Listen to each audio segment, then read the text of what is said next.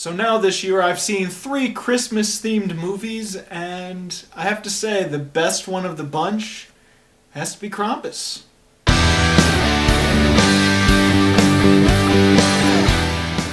So Krampus is a dark comedy horror film, much in the same vein as Gremlins. This time it's based off of a real-life folklore of this Krampus, which is like anti-Santa Claus, kind of. He's the Punisher.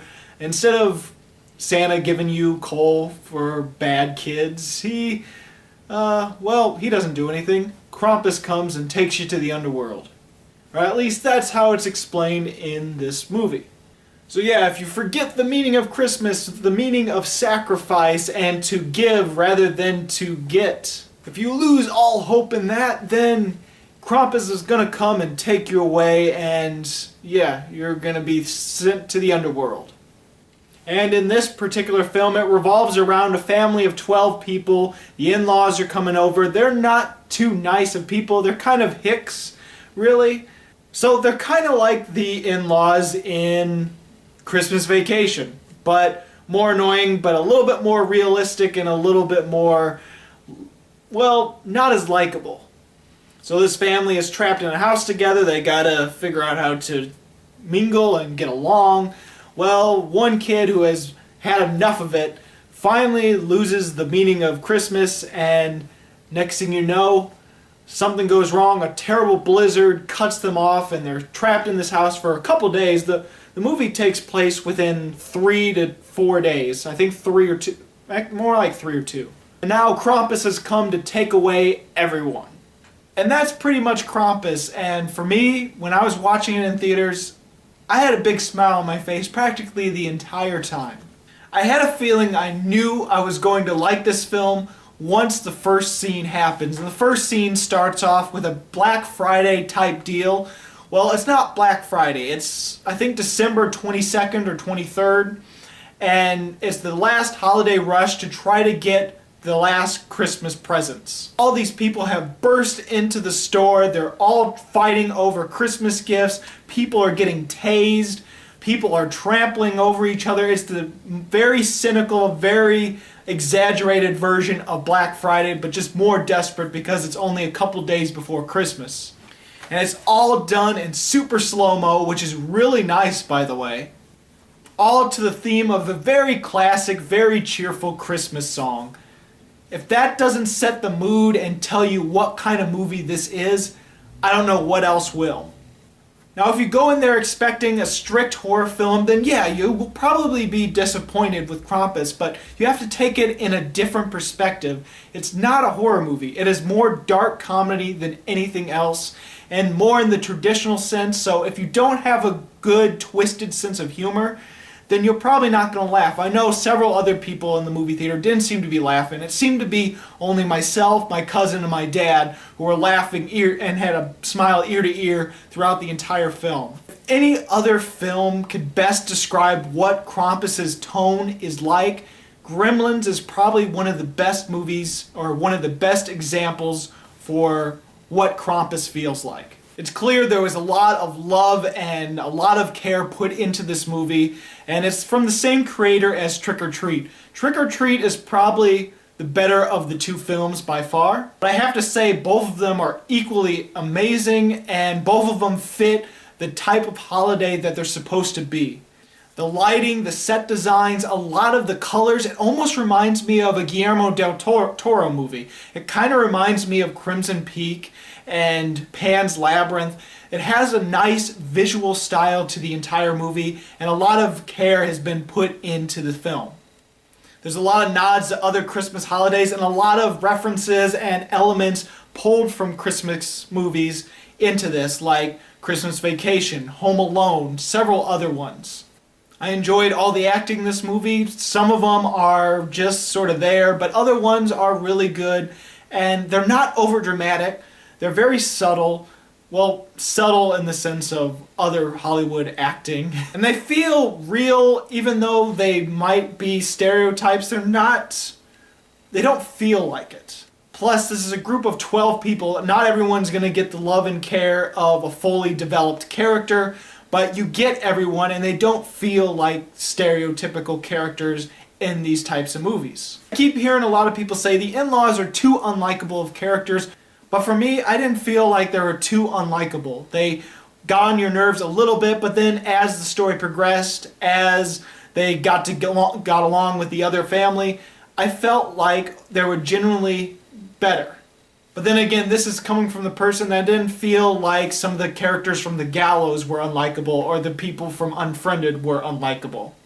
Adam Scott, Toni Collette, David Kushner, Alice Tolman, which you might remember from the first season of Fargo, and our main kid, MJ Anthony, were really good in this film, especially the grandma, who I don't know her name. Hold on, let's look it up. Krista Stadler. She's the wise grandma that knows about the Krampus folklore, and it makes sense because she is German or Austrian. She's one of those two. She speaks in German the entire film, except for a few moments, like the moments that we see in the trailer where she does speak English. So that was a bit of a surprise for me. And I have to say, the story that she tells in the middle of the movie is really great. It's very foretelling of the rest of the movie, and really, it's a really nice animated part to the film. I was completely surprised. I wasn't expecting animation in this film. The animation was CGI, but the shapes of the characters and the character models, they reminded me of very classic Christmas stop-motion animated films like the Rudolph the Red-Nosed Reindeer and all the other ones. Now, a lot of people are complaining that there's not enough of Krampus, and he's the name of the title. It should have more Krampus. Just like how people complained about Godzilla not being in too much of Godzilla 2014. But really, I did really enjoy this movie, and I had no complaints that there wasn't enough Krampus. After all, it seems like he's taking out the entire town rather than just this family, so yeah, he's busy.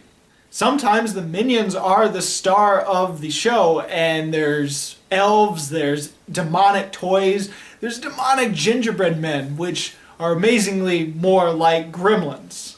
Now, I have to admit, I was worried when the movie actually became a PG-13 movie. I was hoping it would be R. I was really worried because, okay, the kids aren't going to be in danger and they're going to survive throughout the movie, and I was worried so much about it once it said PG-13 because it seems like when kids are in danger or kids actually die in movies nowadays for horror movies, they tend to be the R, except for The Woman in Black. That was one of the few PG-13s where kids actually had gruesome deaths.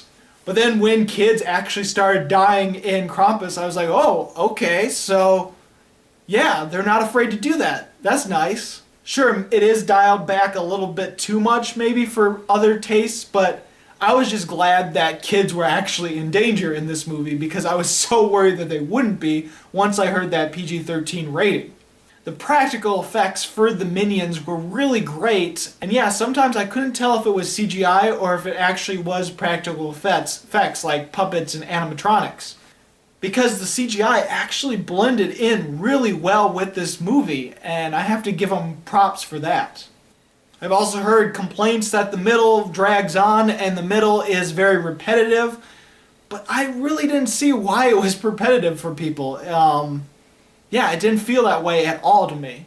Maybe the middle was slow for people because I noticed that this film tries to bring certain expectations and then throw the rug out from under you and do it in a totally different way. It's like Kingsman and Kick-Ass in that way, where it shows a cliched moment, it shows a structure, it leads you to believe this is what's going to happen, but then the opposite happens. And so when it comes to the middle, it makes it look like it's going to be your typical slasher film where a person dies one at a time and they just continually just die one at a time until there's only one or two people left. But then after like 3 or 4 characters actually die in this way, suddenly it gets to the end and like all chaos and all hell breaks loose when characters start dying left and right within the same scenes, and it becomes more action-packed and more desperate and just absolutely chaotic. So maybe that's why they felt that the moment leading up to it was slow because it's one death at a time, and then suddenly, boom, like 5 characters are dying all at once. But a lot of it does feel like it tries to make you believe that it's going a certain way, only for it to do something completely different. And that's the most obvious with the ending. And I don't want to spoil anything for you. I don't want to give anything away. But I'll just say that there's 2 moments in the ending, 2 different times, where it leads up and you expect a very cheesy, you expect a certain ending because it feels like it's leading up to it, and you're just like, oh my god, are they really gonna end it like this? Oh my god. Then it does a total 360 and does the exact opposite. It does it 2 times in the movie. And I have to say, once I saw the very end of the movie, I had 2 interpretations to it. I'm not gonna give away the ending, but there's something that is very obvious, but then you can think of different ways and different interpretations for that, besides the obvious. After I see a movie with my dad, my cousin, and sometimes my sister, we tend to talk about the movie, but usually we talk about the favorite things, the nice scenes, the really funny moments, the great moments. We don't normally talk about interpretations and different things and different ideas that we have from what the movie showed. And Krampus was one of those movies where we did have several interpretations and different things that we actually discussed about the craft of the movie and all these other things. And yeah, that just doesn't normally happen, but it happened with Krampus of all movies. Now listen, Krampus is not for everyone. Some people are going to think it's boring. Some people are going to say, it's just an okay movie. Other people are going to really love it. Some people are going to just absolutely hate it and say it's one of the worst movies of the year, which is hard to imagine when you got Hot Pursuit and Hot Tub Time Machine 2 and Sinister 2 and tons of other terrible movies. But I think the biggest determining factor on whether you like Krampus or not is if you get its dark, twisted sense of humor. If you get the cynical aspects of Christmas in this movie, if you get all that and you like all that, then you're ultimately gonna at least like Krampus. Whether you love it or like it is up to you, but for me, I really loved Krampus, and yeah, I didn't really have any issue with it whatsoever, so I have to say, Krampus gets 5 stars. Yeah, Krampus is currently in my top 10. It might still get bumped down because we got Star Wars coming out, and if another movie that's just as excellent comes out, then Krampus might fall out of the top 10. But Krampus is a really good, really fun time, and you just have to get its dark sense of humor. If not, then you probably won't like it. It's as simple as that. So have you seen Krampus? What did you think about it? Go ahead and comment. If not, what is your favorite Christmas horror movie, or at least horror movie revolved around a holiday of some sort? As always, this is BruceGifford, and this was Just My Opinion.